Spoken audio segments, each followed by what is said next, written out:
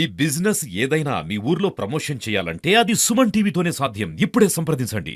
భరత శత్రుఘ్న శుభ్రవారి సమేత శ్రీ రామచంద్ర స్వామి న్యాయ పరిపాలన రాజ్యయోగ్యతా బల సిద్ధ్యర్థం మనస్సంకల్పత కార్యసిద్ధి కావాలని, రాష్ట్రం అంతా కూడా సుభిక్షంగా ఉండాలని మన మనస్సంకల్పంతో చేసినటువంటిది ప్రతి ఒక్కటి కూడా కార్యసిద్ధి జరుగుతుంది. కనుక అందరం కూడా సుభిక్షంగా ఉండాలి. ఈ రాష్ట్రం అంతా కూడా సుభిక్షంగా ఉండాలి. మన కోసం కష్టపడుతున్నటువంటి సైనికులందరూ కూడా సుభిక్షంగా ఉండాలి, చిరంజీవిగా ఉండాలి.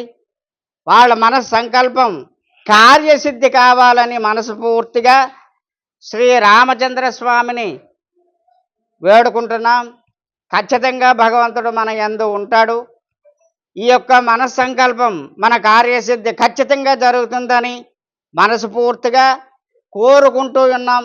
సద్బ్రాహ్మణులు అందరూ కూడాను ఇటువంటి మనస్సంకల్పం ఖచ్చితంగా చేయాలని మనస్ఫూర్తిగా కోరుకుంటున్నాం.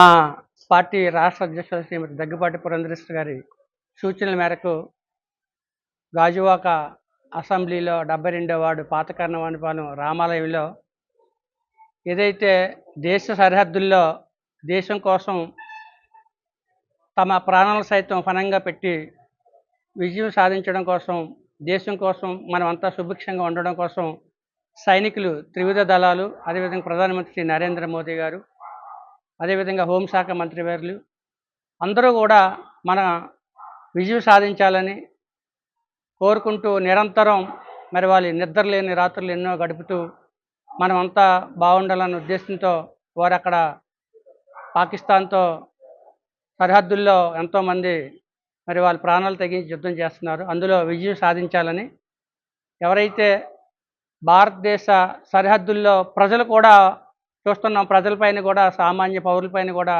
పాకిస్తాన్ ఉగ్రవాద సంస్థలు మరి వాళ్ళు డ్రోన్ల ద్వారా బాంబులు వేస్తున్నారు, మిసైల్స్ వేస్తున్నారు. దాని ద్వారా ఇప్పటికే 17 మందికి పైగా భారతీయులు సామాన్య పౌరులు కూడా చనిపోయారు.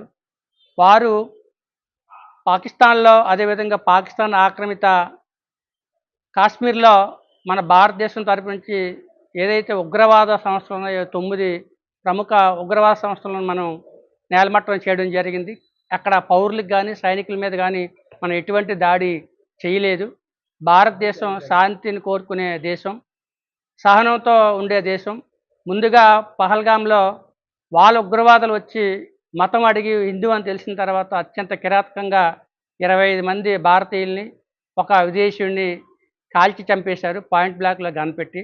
దానికి ప్రతీకార చర్యగా మనం ఉగ్రవాద సంస్థలు మాత్రమే టార్గెట్గా చేసుకొని మనం దాడులు చేస్తుంటే దానికి ప్రపంచం అంతా కూడా మనకి సపోర్ట్గా ఉంటుంది. ఉగ్రవాదులకు పుట్టినిల్లు పాకిస్తాన్ని అందరూ కూడా వేలెత్తి చూపిస్తున్నారు. ఇప్పటికైనా సరే వాళ్ళ వక్ర బుద్ధి మానుకోవాలి.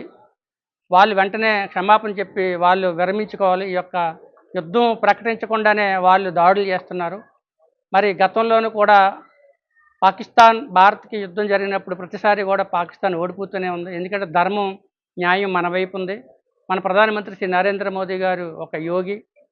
ఆయన ప్రపంచ నేతగా ఎదుగుతూ భారతదేశాన్ని అన్ని రంగాల్లో అభివృద్ధి చెందే విధంగా ఆర్థికంగా ప్రపంచంలోనే 5వ స్థానానికి 4వ స్థానానికి తీసుకొచ్చారు. 2047 నాటికి వికసిత్ భారత్ లక్ష్యంగా నెంబర్ 1 లేదా నెంబర్ 2 స్థానానికి ప్రపంచంలో తీసుకొచ్చే దిశగా పనిచేస్తుంటే ఇలాంటి ఉగ్రవాద సంస్థలు మరి దాన్ని అడ్డుకోవడానికి కుట్రలు పన్నుతున్నారు. మినీ స్విట్జర్లాండ్గా పేరుగాంచినటువంటి పహల్గామ్లో ఉగ్రదాడుల వల్ల అక్కడ పర్యాటకం దెబ్బతుంది. అక్కడ గైడ్స్కి, అక్కడ వ్యాపారస్తులకి చాలా నష్టం వాటిల్లుతుంది.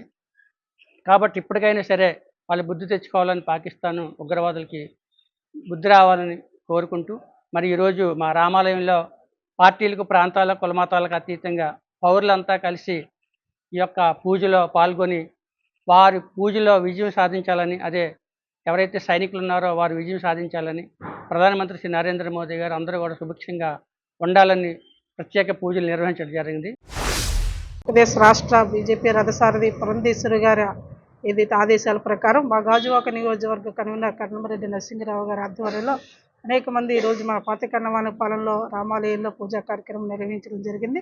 కార్యక్రమంలో పాల్గొన్న నా సహచర నాయకులందరికీ నా హృదయపూర్వక నమస్కారాలు తెలియజేస్తూ, గత 15 రోజులుగా ఏదైతే పహల్గామ్ మీద జరిగిన దాడికి నిదర్శనంగా గత 4 రోజుల నుంచి తీవ్రతరమైనటువంటి యుద్ధ వాతావరణంలో అనేక మంది దేశంలో సైనికులు ఇంటి దగ్గర ఉన్న తల్లిదండ్రులందరూ కూడా మా బిడ్డలు ఈరోజు విరోచితంగా పోరాడుతున్నారు. వారు ఎలా ఉన్నారని చెప్పి చాలా కుటుంబాల్లో అంటే మనమైతే ఇంత మాట్లాడుకుంటున్నాం కానీ వాళ్ళందరిలో కూడా రాత్రి నిద్రపోని పరిస్థితులు ఉన్నాయి. వారందరికీ కూడా భగవంతుడు ధైర్యాన్ని మనోధైర్యాన్ని ఇవ్వాలండి. ముఖ్యంగా భారతదేశం నుంచి జరుగుతున్న దేంట్లో విజయవేతనం ఎగరవేస్తూ గత 15 రోజులుగా పడుతున్న మనోవేదనలో ప్రతి దేశానికి మన భారతదేశం తరపున విరోచితంగా పడుతున్న జవాన్లకి ధైర్యాన్ని, శక్తిని ఇవ్వడమే కాకుండా ధైర్యంగా పోరాడి విజయకేతనం ఎగరవేస్తూ తిరిగి స్వస్థలాలకు రావాలని కూడా మనస్ఫూర్తిగా భగవంతుని కోరుకుంటూ దేశ ప్రజలందరూ కూడా సురక్షితంగా ఉండాలని కూడా ఈ సందర్భంగా మన రామాలయంలో పూజలు నిర్వహించడం జరిగింది. పహల్గామ్లో జరిగినటువంటి మత ఉగ్రదాడి నిమిత్తం మన భారతదేశం మన గౌరవనీయులు ప్రధానమంత్రి నరేంద్ర మోదీ గారు, మన భారత ప్రభుత్వం, మన సైనికులందరూ కలిసి ఆపరేషన్ సింధూర్ అనేటటువంటి ఒక కార్యక్రమం ద్వారా పాకిస్తాన్లో 9 ఉగ్రస్థావరాలను ధ్వంసం చేశారు.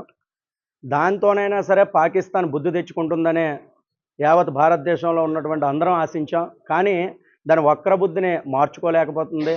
ఖచ్చితంగా కూడా నరేంద్ర మోదీ గారు ఒకే ఒక మాట చెప్పారు, ఏ పాకిస్తాన్ నుంచి అయితే ఈ ఉగ్రవాద సంస్థలన్నీ కూడా ఈ భారతదేశంలోకి వచ్చాయో అటువంటి ప్రతి ఒక్క ఉగ్ర సంస్థని కూడా నేలమట్టం చేస్తామంటే 9 ఉగ్రస్థావరాలని నేలమట్టడం చేయడం జరిగింది. కావున ఆపరేషన్ సింధూర్ 2 కూడా ప్రారంభించి ఈ యొక్క ఉగ్రస్థావరాలతో పాటు ఈ యొక్క పాకిస్తాన్ యొక్క వక్రబుద్ధిని కూడా చీల్చి చెండాడడానికి మన భారత ప్రభుత్వం సిద్ధంగా ఉంది.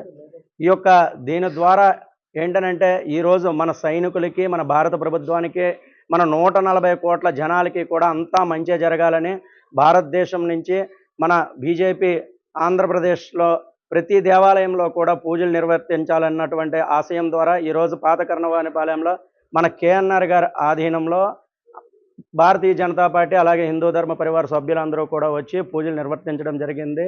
ఖచ్చితంగా కూడా భారతదేశానికి ఆ శ్రీరాముని యొక్క ఆశీస్సులతో మనం విజయం సాధిస్తాం. పాకిస్తాన్ని ఖచ్చితంగా కూడా నేలమట్టం చేస్తాం. జై హింద్, జై భారత్.